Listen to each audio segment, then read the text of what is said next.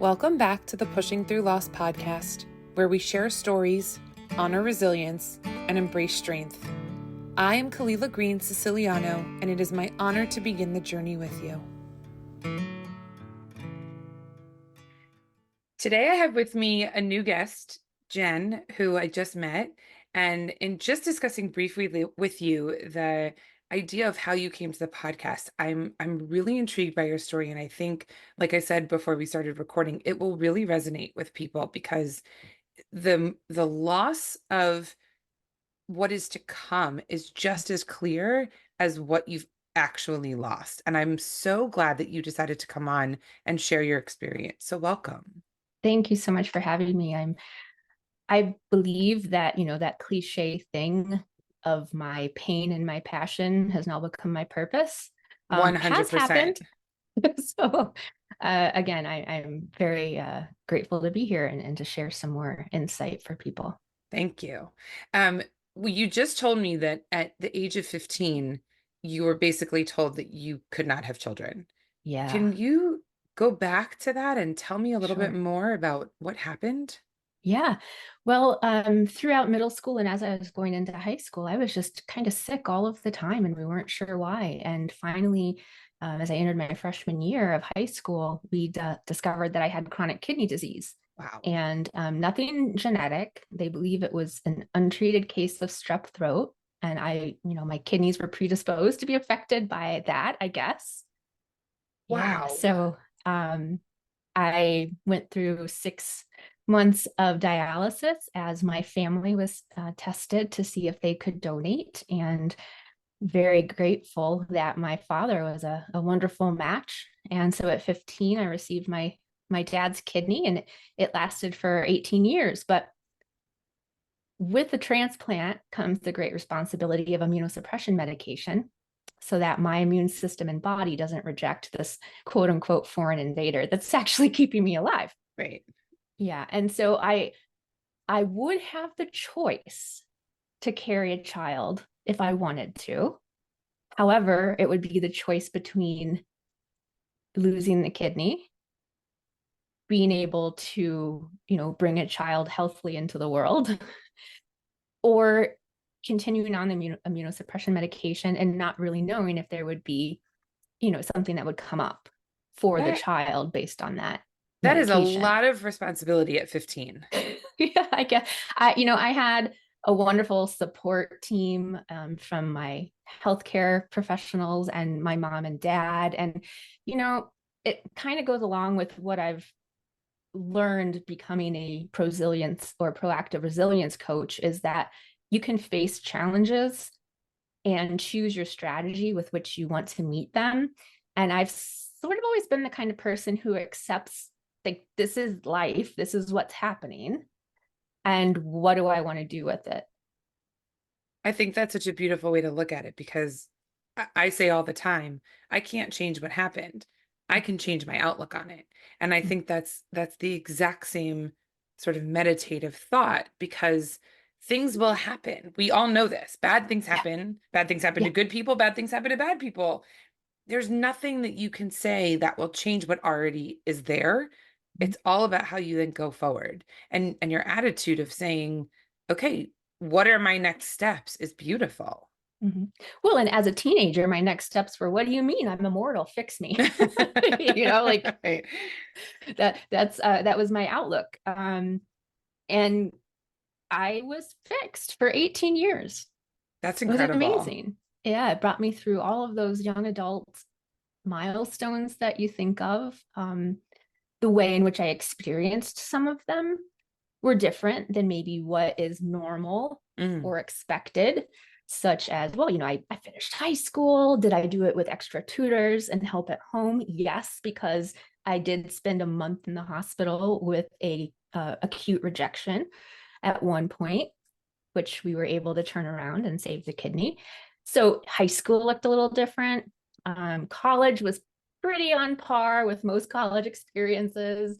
Met my future husband there. We were able to, get married, and we bought a house. And then came the discussion of a family. And just right off the bat, I shared with anyone who I was like in a serious relationship with, hey, listen, this is the deal. If Right. you're not down with the deal, then let's not waste each other's time. Right. And his response just still blows me away to this day. It was like, well, no, I love you. I don't want to have a child if it isn't with you. And however we build our family is the way we'll build our family. That's beautiful. Was there ever a thought as you were going through it for you before you met your husband to say, okay, I know that I can't have kids naturally, however you want to define that? Mm-hmm. Did you automatically say, is there a way that you can have a surrogate, or are you going to go to adoption, and sort of Mm-hmm. had that mapped out already? It's so weird, as you know, yeah, like even as a young adult, I had already thought through some of those things. And I actually knew someone who was a surrogate after graduating college. So I knew that that would be an opportunity. I knew that we would be able to do all of the medical advancement things that we could to have, I don't think I would have opted to gather any of my eggs and try, just because I had been on this medication since I actually started ovulating and everything. So I don't know. Right. Um, Were you but on the medication from the time you had the surgery until you essentially had to go and have a new kidney? yeah, yeah. Actually, I mean, Wow. they pared down, I guess I would say, some of the medication in between there, but there were still some other things then that I needed to take as a supplement, Okay. because I actually kept my originally transplanted kidney, even when I was getting prepped to have my second kidney transplant in 2012, Okay. where I went through 6 months of dialysis. 3 months of dialysis with my transplanted kidney still intact to start to clean up my system. Oof. And then I had a nephrectomy, the removal of that kidney, and then had another 3 months of um, dialysis, where I believe I was on some sort of immunosuppressive medication, but not so much to make sure that there wasn't a graft rejection, because I didn't have that kidney anymore. Right. And then, yeah, like I was hit hard with the medication as I was coming out of the second kidney transplant surgery. Right. I didn't know that I knew obviously you had to take medication after the first transplant and even after the second transplant, but I didn't realize Mhm. that it was something that you were basically on for the rest of your life to make sure that your body did Yes, not reject this kidney. yes, definitely. Wow. And, Wow. you know, I've even heard of some people who don't mean to do harm, but they feel so good after their transplant that they think, oh, maybe I don't need this medication anymore, and they don't take it. And then they lose the kidney. Right. And so that's a protocol that I stick very closely to. Hmm. Um, and I know that it can bring up other potential challenges in the future. Like I've already been dealt a hand with a couple skin cancers. Yeah, and they check me for other types of cancer development, because when our immune system is suppressed, it's not able to fight uh, you know cancers as easily Right. as a full working immune system. So Right. yeah, there are always those things that you can keep your eye on and worry about. But I've been blessed twice with the gift of life, besides Mm. being born in the first place.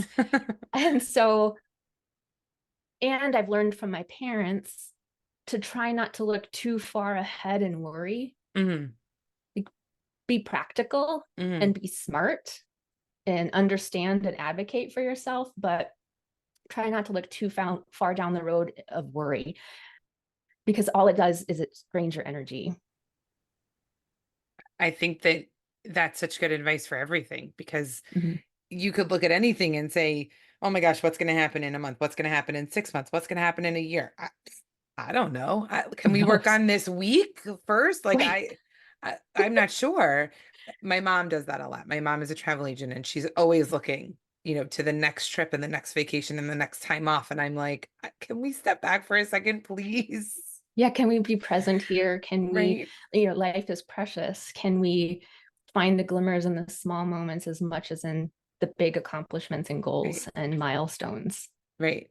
So then how did you transition into working as you called it a prosilience? Prosilience, I love yeah. that. Oh, thank you. Yeah, it's I'm gonna throw a little plug in here. It's based on the work of an organizational psychologist named Linda Hoops, and it's proactive plus resilience equals prosilience. So it works on, bringing you up to your baseline resilience and then looking at how you can strengthen your resilience in order to face future challenges, so that, how they say, oh, you're so resilient, even if you fall down, you bounce back up or you pull yourself back up. I'm like, well, okay, well, that's wonderful, but like, I don't want to be Batman all the time. I don't know if Right. you know that reference in that movie, but Yeah. what can we do to minimize harm or stay stable or even grow from some of these challenges? And so, yeah, resilience. So I was in a marketing career for 16 years in the agency and corporate world. And in 2015, here comes another challenge. My daughter, my adopted daughter, was diagnosed with a low-grade brain tumor. And so we have been managing that successfully for her, not without challenges, but have for the past 8 years. And about 6, 8 months after that, I was we all were let know that, we're going to probably see some layoffs coming in the future. So I flippantly said, because one person in high school said, hey, maybe you should be a life coach sometime. I flippantly said, well, if I get laid off, maybe I'll be a life coach. Lesson learned. Be very careful what you say. Be very careful. You might manifest it. So Right. yeah, I was laid off. And at the same time, we were really dealing with sort of the post-traumatic issues that my daughter was dealing with emotionally and behaviorally from her very traumatic diagnosis. And she had 3 brain surgeries in a week when she was 7. And thankfully, I was laid off. And That's I an met up interesting with way to look at it. I know, like, no, I was laid off. I'm like, okay, what am I going to do? I met up with a person I used to work with who was a life coach and professional development coach, and talked with her. And that was in October, November. Final laid off in December. Mid-January, I was in a mindfulness-based stress reduction course and also training to become a life coach. Nice. Yeah. And the training wasn't for my career. It was, but it wasn't, because it actually saved me. Interesting. Can you go into It, that more? yeah, I was in a place where I was physically manifesting the anxiety. And, I had been in the medical world as a patient for decades. Hmm. Yet when it's your baby experiencing it, like, I could handle the actual experiences that we were having with the doctors and with the Hmm. diagnosis and managing medications. But when it came to the emotional and behavioral changes, that was really difficult. Got it. I didn't quite know how to manage it. I wasn't quite as self-aware about myself as I could have been. And I'm not beating myself up. I'm just recognizing that that's where I was at. And thankfully, that training, if you don't do your work as a coach, you aren't able to support those that you work with. Right. And that was um, very gently and nicely drilled into me as I was going through training. And so doing all of that work, discovering all of that about myself, learning how to influence my daughter and my family, my household from a different energy, Hmm. completely changed the dynamic and how I was experiencing life. I love that. The idea that energy is there and lives with you. I feel like I've talked about this a lot, and um energy is always present, and it's a question Every of time. Yeah. right, and it's a question of how you process it and how you let it flow through you, and if it's stuck in some way, shape, or form, it could add to that stress, and how do you let that go? I mean, there's so many different tools that are Mhm. out there, and it's incredible that you, at the right time in the right place, you were guided into this profession, literally not only to help other people but to help yourself and your daughter. Yeah. And, I'm not one to say, I kind of cringe a little bit at the everything happens for a reason, Right. because I'm like, well, why? What's the reason that my 7-year-old had a brain tumor? Why at 15 did I lose my kid? But during my training, I heard the saying, trust in the unfolding. Hmm. And for me, that's not like sitting back and not taking action, but it's going with the flow Hmm. of energy in life. And sort of like a river that's contained by its banks, Hmm. and it meets a rock and it goes around the rock. Like it meets the obstacle and it just flows around the rock and keeps moving forward. And Right. that's what I try to do. And learning more about prosilience and proactive resilience, actually, one of the 4 building blocks of resilience in this framework is managing your personal energy, your physical, mental, emotional, and spiritual. And a lot of times I'll say to people I work with, yes, the other building blocks are important, but unless we can talk about managing your personal energy and identifying where you might have leaks or where you're draining your energy, human resilience is fueled by energy. So if we Hmm. don't have that energy in those 4 areas, we're not going to be able to reach our full resilience. Right. A friend of mine has taught me, um, since I had the miscarriage in August of 2022, Mhm. how to put up that shield to keep good energy in and to keep bad energy out. And for sure, it's something that's a work in progress all the time. Sometimes I need extra help with it. And other times I know that that energy bubble is, it's everything's going to bounce off of it and everything I need is going to stay in it. And I Uh-huh. love that I've also been able to then teach my kids how to do it because Yes. it really is, like you said, things will happen. We've already figured that out. We know that. We know that. I like that idea of thinking about a river. It's going to continuously flow. Somebody might take a giant boulder and throw it in there, and the river's got to move around it and figure out how to continue moving. And that's what we have Mm-hmm. to do. Mm-hmm. So, from that position of being able to help your daughter and being able to help yourself, Mm-hmm. you moved into this beautiful new career and you've got this amazing prosilience coaching. Mm-hmm. How do you then work with clients? I know you said that there was 4 building blocks, and in one of those building blocks, you have the idea of being strong personally, spiritually, physically, and mentally. But then Mm-hmm. what are the other building blocks that go along with it? Sure.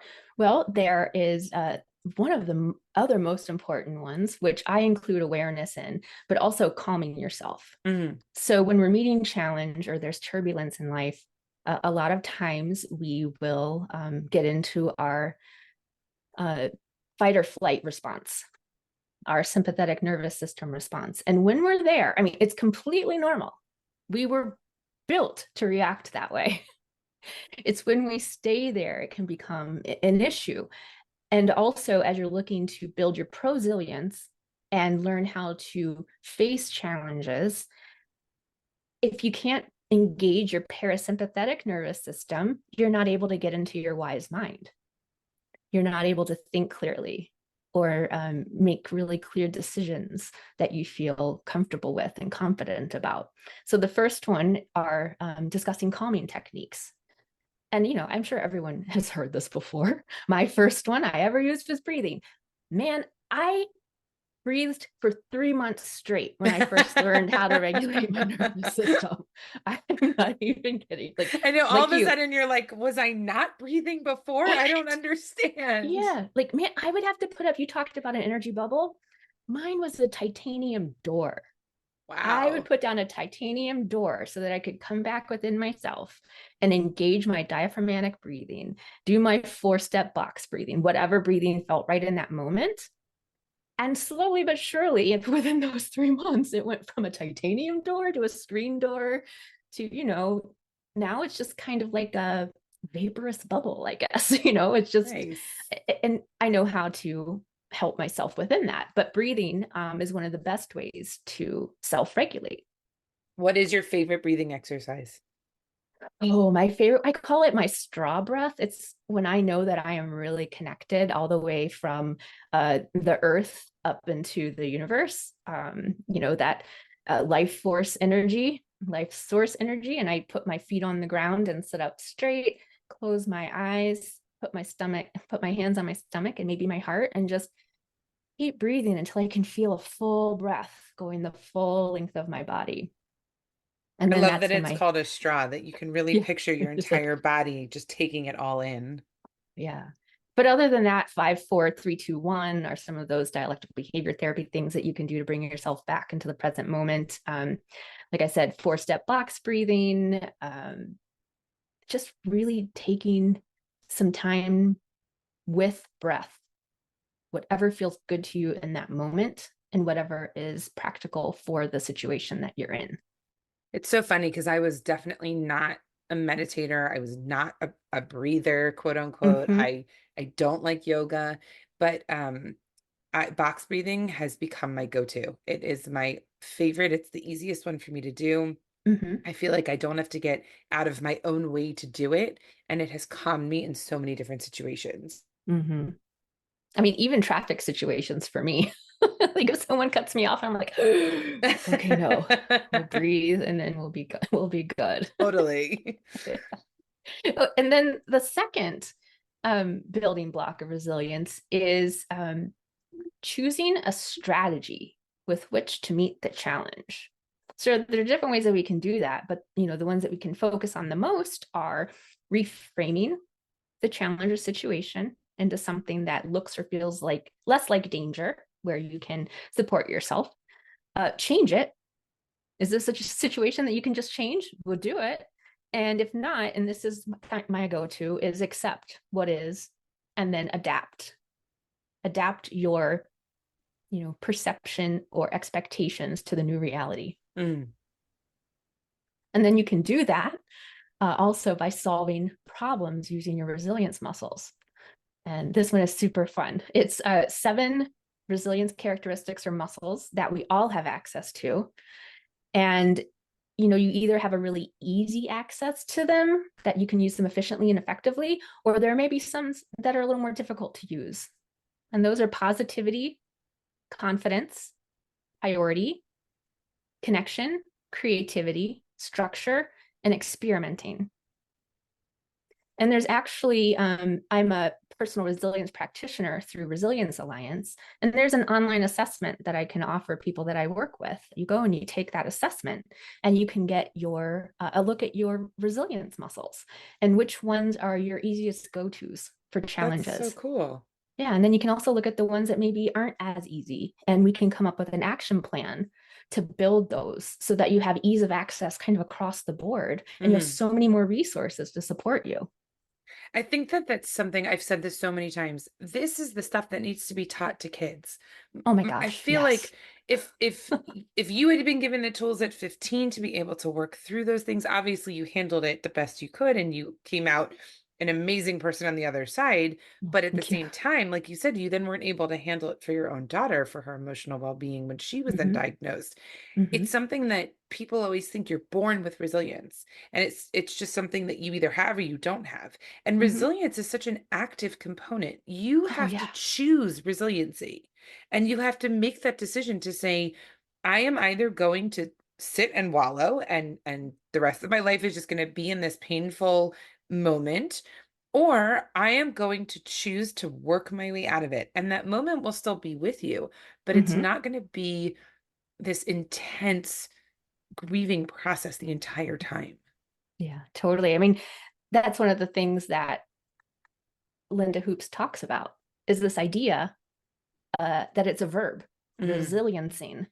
I'm not resilient, I'm resiliencing. mm, And that I use micro practices in the moment each day by using self questioning and walking myself through these 4 building blocks to keep myself moving forward, like that right. river, um, regardless of what gets thrown at me. Right. And you're not putting up a dam or a wall to blockade everything in. You're not becoming a stagnant lake or a stagnant No, pond. You're no. continuing to move. Life always moves forward. And Mm. I love that idea, that river picture. Just, I'm not one for visualization, and that really stuck with me. So I'm Oh, good. gonna use that. Um, but so far, you are speaking my language. I love it. Awesome. Yeah, I can tell that just listening to past episodes of your podcast and reading your website that the these types of concepts are very important to you in supporting your listeners and supporting yourself and getting the message out there that grief comes into our life in many forms. Right. And the other thing I get from you is that we're allowed to feel that, right? This isn't about 100%. pushing it down so that it erupts or it Right. blocks you from life. But it's like, I like to say, don't wait until things are better to live better. Right. We don't know. Right. We don't know how long the preciousness of life is going to last for ourselves or for our loved ones. And that was something that I had to do a lot of work on for myself as I thought about future treatments I might need. Should they not work? Mm-hmm. Where does that leave my family? And I was living in a lot of fear. Mm-hmm. But as I did that work, I came even closer to my belief that everything is energy. And when the time comes for me to transition from this earthly body to an energetic body, I will be around to help those I love. And Right. it's unfortunately part of the life journey. It's a cycle. Lion King's going through my head right now. Totally. It's a circle of life, Right. Yeah. 100%. And then I also had to Also, do that. I had to do that work too, with my daughter's diagnosis. right. And of course I would be devastated and lost and unsure how to really move forward. And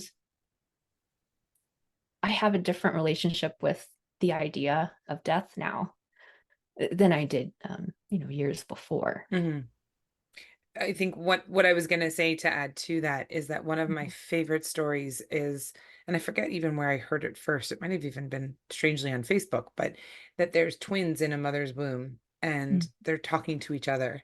And the one is so excited about what's to come, and they know that they're about to transition into the next world. And the other twin is thinking, but this is the only world I've ever known. And I don't know Mhm. what's out there, and I don't want to go out there. And what if it's not safe? And what if it's not comforting like this womb is? And we've got all of our food provided to us, and we've got all of our nutrients coming in, and the other twin is like, but let's go, let's see what's out there. And then of Mhm. course they are birthed and they get into their mother's arms, and it's this whole new world of comfort. And Mhm. I don't know what's going to happen next. I know what I've Yeah. seen, and I know what I've experienced, and I know in watching somebody pass away, unfortunately, their Mhm. energy is 100% still here. Mhm. And I am more convinced than ever that there is another world after this. It's just that we don't have the privilege to see it right now.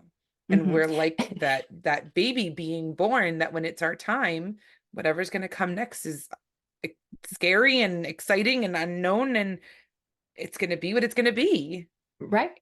I've read that story and I love it. And yeah. And then also another one, I've heard is, even if we were to know, even if we were to have a glimpse of what comes after this lifetime, our human brains couldn't handle it or comprehend it. Right, It is beyond. right. And so, uh, that kind of excites me. Uh, I know some people are probably like, woman, you're crazy. But, I've had a rough time on earth that's also been beautiful. And so I'm kind of excited to see, feel what might be next. And it's always there. I mean, my kids are not Mhm. going through that phase of I forget if it was my 12-year-old or my 10-year-old who recently just said, every day we're one step closer to death. And I was like, yes, while that's true, it's a little bit of a depressing way to look at it. And it's always Mhm. more exciting to say, you're also one step closer to being that much wiser. Mhm. We have no idea when that's going to come. And that's part of the beauty of life. Yeah. Yeah. I don't know if you know, Glennon Doyle Melton. I know the name. She's a motivational speaker and author and whatever, but she coined the phrase brutal. So brutal and beautiful. I kind of like that. Interesting. So life can be both brutal and beautiful at the same time. And then it's up to us to figure out how we want to hold both of those in our hands. Right. And I think going through a rough situation, you can really get that. Like, I don't think I ever understood how complex we were as humans until I Mhm. went through a miscarriage and could feel two completely different emotions all at the same time, where I was Yeah. in extreme grief and angry and frustrated and wanted to scream and wanted to just not get out of bed and all of those things. And Mhm. yet, when one of my kids would come into my room, I could feel such immense joy at looking at them and feeling their empathy towards me and knowing that I was raising good humans that cared and that wanted to make somebody else feel better. And I was like, I didn't even know that was possible. That's beautiful. What a I feel beautiful like they've taught me just as realization. much as I've taught them. Right? I, every day, Yeah.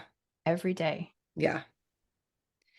So tell me the rest of the pillars and then we'll talk about where Mhm. people can find you because I love what you do. I think it's fantastic and I think so many people can Thank benefit. you. I certainly hope so. It's sort of a new concept. There's some bad mouthing of resilience out there on the interwebs. I mean, there's going to always be that. But people are like, I'm tired of being resilient. I don't want to be resilient. I don't want to pull myself up anymore. Like, I want organizations to support me more so I don't have to be resilient. Okay, I understand that. Like, feel that. And then we're Come up with humans. a We need to plan. take personal responsibility for how we experience life. So, Right. hey, if you want to learn how to build sustainable resilience, come talk to me. We'll talk about proactive resilience. But the those building blocks of resilience, as I mentioned, were calming yourself, choose a strategy to meet the challenge, um, choose one of your problem solving muscles or your resilience muscles. And then the last is managing your energy, which I also, these aren't like you do each of these things in order. Right. No, Like, they all come together to form this beautiful model. It's the same thing exactly. with stages of grief. I hate Yes. the way that it's described because it always feels like it was linear and it always felt like you go from one to the next, and yet you could be going back and forth to all these different phases constantly. Hmm. Yeah. Growth is never linear. I No. guess I shouldn't say never. Not very often linear. Right. Yeah.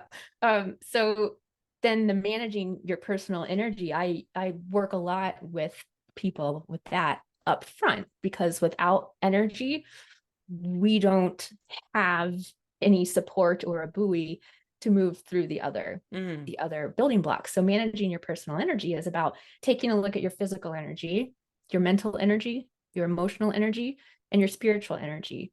Your physical energy, I mean, you need your body to do things. How are you supporting your physical energy, mhm, nutrition wise, movement wise, hydration wise, sleep hygiene wise, all of those things?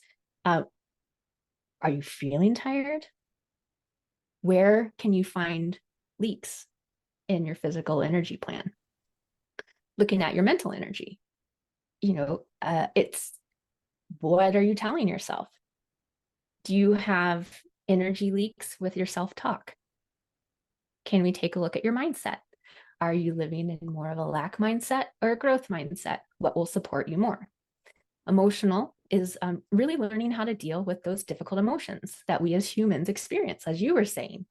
So let's take a look at one. I'm a huge fan of deconstructing emotions. So if people say I'm stressed or I'm overwhelmed, I'm like, ooh, that's a bucket.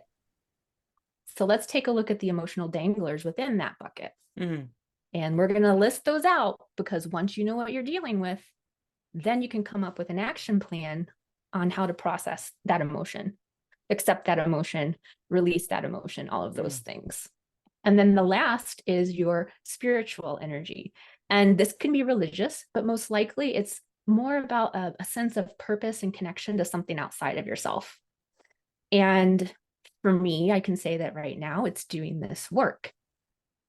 Before, my focus was solely on, and not that that's a bad thing, but my focus was solely on like all the others. So I didn't have the spiritual energy to keep my purpose and mission and what am I waking up for mhm, in view. And of course it's for my daughter, and of course it's for my family and friends, but that's something that's bigger than us mhm. that can help us really refuel and keep going. Yeah.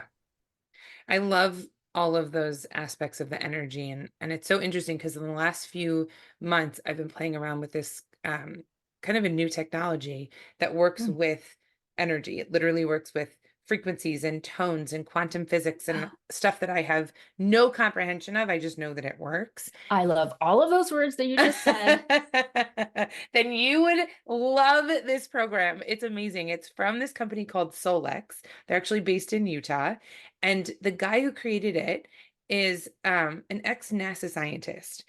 And he his quick backstory from what I remember is that basically he started this whole idea of researching how frequencies and tones can help each individual person because his son has muscular dystrophy. And now his Yeah. son is in his 30s and has conquered all of his inabilities that are now full abilities, where he's like a black belt in karate and he leads a very normal life with this Mhm. diagnosis. And in practical ways, I've been using it. My friend actually introduced it to me about a year ago, and I played around with it for a little bit last year and wasn't really sure that I knew what was going on. And then all of a sudden, New Year's Eve, my 7-year-old was throwing the biggest tantrum I've ever seen in the middle of Disney World. We live 20 minutes away from Disney, so we're there all the time.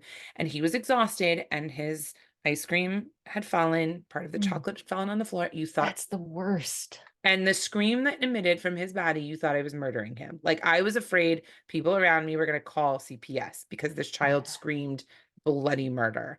And all of a sudden, my friend looked at me and said, I don't know why I didn't think of this, but do you want me to turn tones on for him? And I was like, do Mm. whatever is going to make this potentially stop. Yes, please.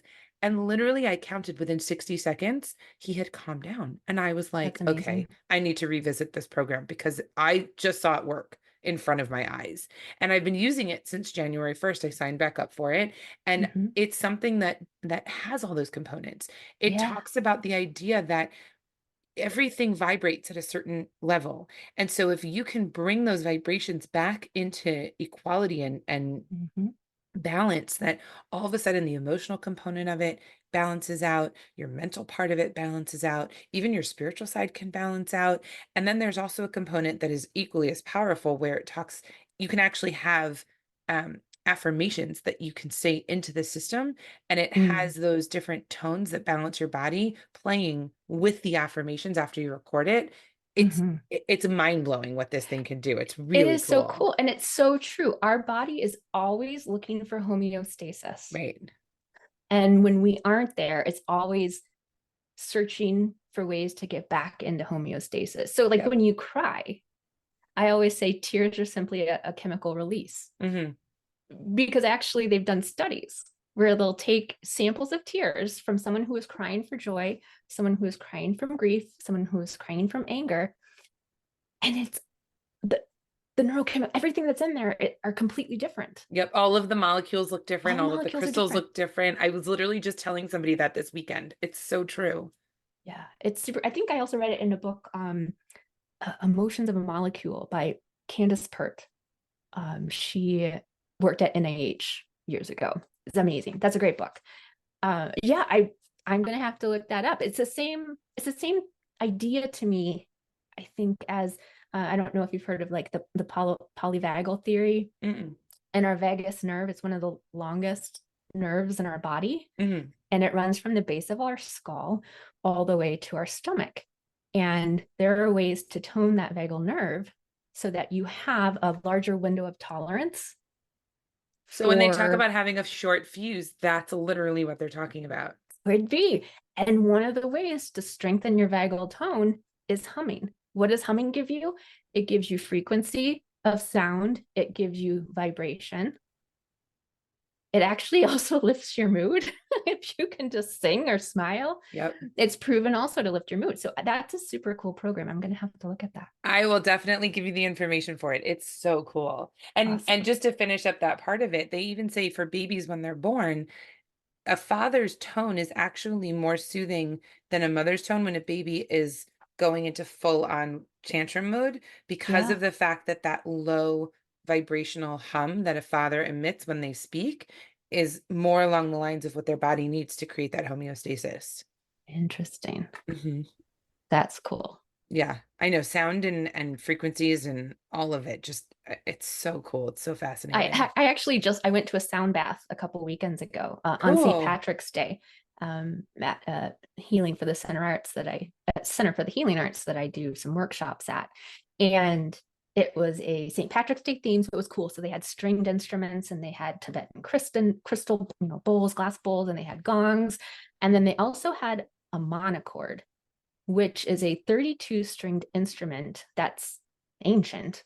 I guess Pythagoras used to have it played when he was, pontificating. Wow. And it actually has kind of a rounded bottom. So if you were laying down, as they played it, they would lay it on you, and then you could feel the vibration That's and the so different cool. tones. It was super cool. I was working on healing some like heartache, I would say, or like some pain around here, not a heart attack, but pain around here and tightness, and just like leaned into that. I was like, yeah, bring on the vibration. That's Let's heal awesome. that. I love that. The more I learn about energy, and my friend teaches me all the time, it Mm-hmm. really is the future of how we're healing. Because, and Yeah. Einstein even said it. Einstein said Yeah. energy and frequency is the future of healing and medicine. And Mm-hmm. the whole thing fascinates me. I don't understand most of it, and I just want to keep learning more. Yeah, it's super cool. And when I talk with people about managing energy, I'm actually on the third week of a 4-week course for caregivers for children with brain tumors. And we're going through each of these um, building blocks. And we actually just talked about the energy piece because from what I've experienced and from what I've seen, caregivers need to work on that energetic piece first. And we talk too about energy can neither be created nor destroyed, just transformed. And Hmm. so let's take a look at how we want to do that. And I also love the idea of energy medicine with Donna Eden and all of those sorts of things. So that gets a little more to my hippie side, but I also like to ground it in the scientific piece. That's what my daughter calls it, juju, and I'm like, it is totally juju, but there's scientific basis behind it, which is even Yeah. cooler. And a lot of, it has been practiced for hundreds of thousands of years as well, Right, parts of it. So right, yeah. totally. Well, it has been so amazing having you on. Tell everybody where they can find you. And I know you said you had a free offer that you wanted to share. Oh, sure. Well, you can find me I have a website. It's called prosiliencecoach.com. That's PROSILIENCE coach.com. Probably could have, picked an easier thing to remember, but it means so much to me. I'm also on Instagram at JFredWI, and then on Facebook at Jen Fredericks Resilience Coach.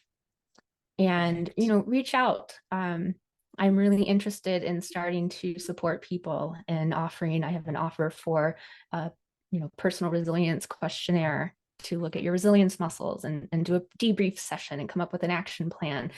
But speaking sort of energy, and the two most important first building blocks, I think, are the managing your energetic piece, but then also when you're faced with a challenge and you feel really swirly and all churned up, it makes it really difficult to function or focus and think clearly, as we talked about with the sympathetic nervous system. So if you're tired of feeling jumpy, tense, clenched, chaotic, and you're not even sure how you're going to make it through, I invite you to DM me on Instagram or on Facebook. Just DM me the word calm, CALM, and I'll share a surefire way to lessen that chaotic feeling, those spiraling thoughts, and level out the swirl when you're in or facing a challenge. And you'll learn about the first building block of prosilience. I love it. Thank you so, so much. Um, I want to keep talking, but I don't want to have everybody go into this like energy. What are you talking about, Shushu place? We've already We'll been have there, to and I do feel another like one on that. I was gonna say we could talk for another hour on that, and maybe we will. But thank you, thank you, thank you so much. All of your tips and techniques and the way that you coach it's just so beautiful, and I love how you've turned what could have been a really difficult situation into something that is just part of who you are and not exactly who you are. Thank you. I appreciate being seen. And I also want to share with those who are in challenge or are experiencing loss or grief, allow yourself to be where you need to be. You don't always need to look for that quote unquote post-traumatic growth type thing. If you can, wonderful. If you can be okay with not being okay all of the time and you look for support and help that way, that's beautiful. I believe that we all need to do what we need to do in the moment. And I just ask that if you find yourself being stuck somewhere, that you reach out, because you don't need to wait until things are all better to live better. I love that. I think that's the perfect way to say goodbye to everybody for today. So thank you. Thank you for joining me today on Pushing Through Loss. I hope this episode has provided support, understanding, and a sense of community. Remember, you are not alone on your journey, and you have the strength to face the challenges that come your way.